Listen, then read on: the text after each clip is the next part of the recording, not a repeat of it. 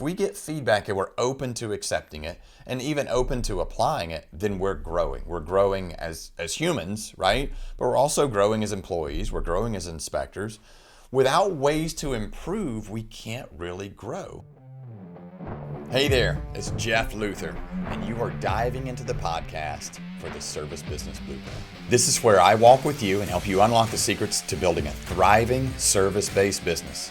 We talk about everything from starting out to setting milestones in your company you didn't even know would exist. We'll cover entrepreneurship, personal growth, mindset, everything you need for success in your service-based business. You ready to build that blueprint? We are back with another great episode for you. This is a fun one for me. I love the learning pieces or the learning episodes where we kind of take almost like something you don't even think about as a lesson and turning that into a lesson. So we've talked about core values before on this podcast, and core values, I mean, they're critical. One thing that I'll caution anybody that's listening to this is don't waste your time writing core values until you're ready to be open and honest. Because core values a lot of times turn into lip service, and really, with our organization, I've heard people say it. This is not just me saying it. I have heard people say that anybody can walk through our organization and know that we live our core values. I can walk anybody through creating them. You just have to get vulnerable and you have to be open and honest.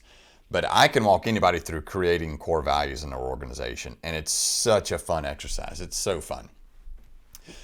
I do mean core values really where your organization knows that they're behind it, everybody's rowing in the same direction, and you'll know that you have buy-in. But, that's really kind of for another day. Core values are critical for so many reasons. You hire by them, you fire by them. Hopefully you're not doing that, because if you do the first one right, then you never have to do the second one right. But you live by them. Your values, they guide you. They lead your decisions. They lead where you want to go as a team. Your values are what you use when you're adding a product. Your values are what you use when you want to motivate folks, when you want to get buy-in, when you want to get a little something extra. We use our values, right? Hey, these are the things that we can do. Come with me. If you want to be hungry for growth, hey, let's start this. If you really want to do the right thing, then let's think about this. If you want to be remarkable, here is something to think about. If you want to work from home on Friday, that's family first. Okay, well, let's think about that. You're going to work from home. You need to be at home for your kids on Friday for whatever reason. Then if you're willing to work and be home and do two jobs at once, then you're putting your work family first and your family first.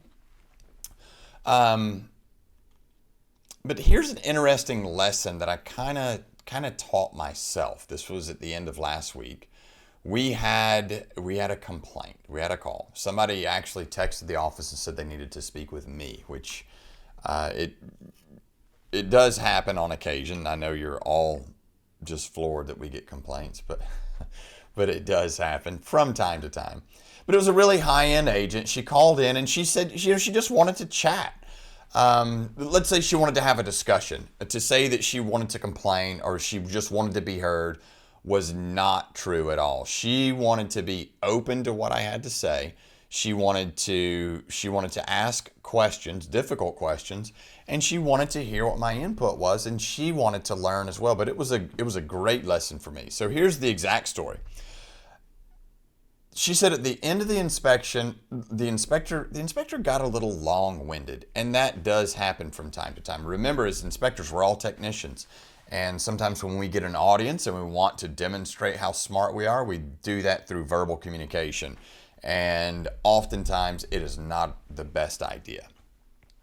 So she said, hey, your inspector got a little long-winded. And we were talking about some concerns that he had on the house. Particularly, there was an addition on the back that went over what was an existing deck, and it appeared that addition was done while the deck, or after the deck was built. and it just didn't look quite right. So the inspector brought it up, said it just doesn't look right. Let's make sure that we've got all of our permits pulled. Make sure everything was done on the up and up, because I can't see the underside of the deck, and I just want to know what's down there without going and tearing things apart to look. Let's see if permits were pulled. So they all agreed that was a great idea. And in the course of wrapping up the inspection, the agent pulled the actual listing up and saw that they had that addition done. It was done in 2021, and they had it permitted and they listed on there. So everybody said, oh, great. And the inspector, after having an audience, kind of went on to say, well, we know what things were like during 2021. Everybody was scared of COVID. They probably didn't even get out of their car and come in, or something to that effect.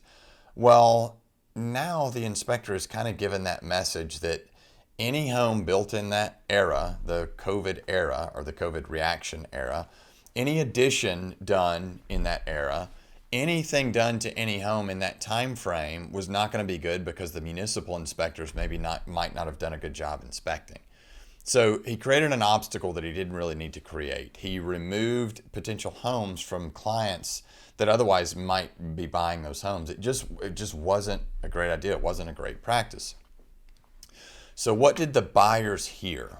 The buyers heard, don't buy a house built during 2020, 2021, or 2022. Don't buy a house that had a renovation done in those years.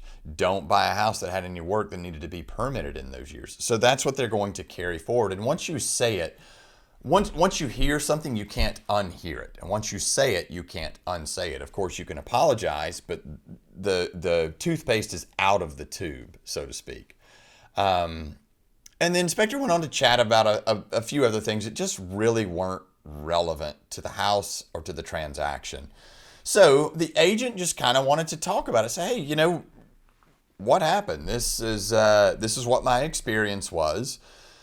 And this was how she saw it leaving her buyers feeling. They felt a little bit anxious. They felt uncertain. Who would they go to? Who would they talk to? They ended up getting an engineer to come out and take a look at everything. The engineer wrote a letter. The engineer reviewed the plans that were submitted that went along with that process, and everything was on the up and up. And if you look at that one-sided, you could say, yeah, it's a good thing that the inspector called it out and everybody was able to check it, and it's a plus. It worked to the buyer's favor. Now they can move forward with confidence. At the same time, though, when I apologized to her, the game totally changed. She felt horrible, and you could tell in her voice she felt horrible. This was a phone call that I could tell in her voice she regretted very much making, and even mentioning anything at all. She didn't want the inspector to be called out, and she didn't want the inspector to get in trouble. So when I apologized, she thought that he was going to get in trouble. So I had to reassure that what she did was the right thing. Now remember, we want partnerships with these folks. We don't just want referrals, but we want a true partnership. We want a partnership. What we do is we mitigate the risk of someone buying a home. We give them confidence that they can either move on from that house to something better, or confidence that they can move forward with that transaction. Either way, what we're doing is educating them so that they can do one of two things. So we need a partner in this process. We need a partner with the real estate agent. So the agent is confident that we're instilling that confidence in the buyer and that we're mitigating the risk for them. So I had to reassure that everything was right with the world, that it was a great thing that she did. It was good for everybody. And this is kind of how I did it. We're going to call her Millie for lack of a better term. This is the absolute truth. This is how this whole thing went down. I had to search for why this was a positive, because I want that feedback. I want that feedback loop. Look, if I got up every day thinking that every single thing I did was right, if I got up every day thinking what I was doing was wrong, then I'd be in a whole different position. But I think what I'm doing is right. I don't do things that I think might be wrong. So when something happens that's wrong, I need people to point that out to me, because I wouldn't do it if I knew it was wrong. No one would, really, right? No one gets out of bed every day and says, I think I'm gonna make bad decisions today. It just happens. So I had to search for why this was a positive for us and also a positive for our inspector. If you look at it realistically, it's a partnership, just like I talked about, but tough conversations have to be had. So this is where I went. I said, look, Millie, this is excellent for us. We have core values. Here are our core values. Family first. We do the right thing. We do what it takes. You have to be hungry for growth and be remarkable. Those are I'll walk you through them. I won't explain the details for all of them, but for this one, these really are our values. They're what we live by. So let's take hungry for growth. Hungry for growth means a lot of things. It doesn't mean growing the top line or growing the bottom line. That's not what it means to us. Now, that may be a benefit of us being hungry for growth, or that may be one of the offshoots of one of the results that we get when we are hungry for growth. But it really does mean growth. And I explained this to Millie. I told her that all the folks in our organization, they have to be hungry for growth. Growth might mean taking a CE class. Growth might mean spending a day in the office learning how our folks answer the phone. Growth might mean getting constructive feedback. So if we get feedback and we can accept it, we don't have to like it. We don't have to not like it, but if we can accept it and then apply it, then that is growth. So if we get feedback and we're open to accepting it and even open to applying it, then we're growing. We're growing as humans, right? But we're also growing as employees. We're growing as inspectors. Without ways to improve, we can't really grow. And if you're not growing, you're dying, right? You can't be both. So for that reason, this inspector is enabled to grow. He's allowed to grow. He's going to get the constructive feedback. So she did us a favor to allow us to more easily live by our core values. That went from a difficult conversation for her to a great conversation for her. Now she's helping us, right? What she thought was going to be tough ended up being very helpful for us and a feel good for her. So how do you create partnerships in your business that encourage your referral sources to help you grow and not look for ways to replace you? Which path is easier? And I explained this to Millie. I said, Millie, I know this was a tough conversation. It would have been so much easier for you just to write us off and to go try somebody new. And she said, no, this is the partnership that I want. That's why I even brought it up. So how do you find those partnerships in your business? How do you find those partnerships maybe with your suppliers? Maybe with the folks that maintain your vehicle fleets? We always want to make the path easier for folks that we're partners in business with to come to us and offer constructive feedback than we do for them to just write us off and go find a new partner. Because it's a 50-50 shot with a new partner, right? So that is kind of my food for thought. That's how we turn negatives into positives. And core values are critical. I can walk you through creating core values for your organization. It's one of the funnest things that I've done in mine.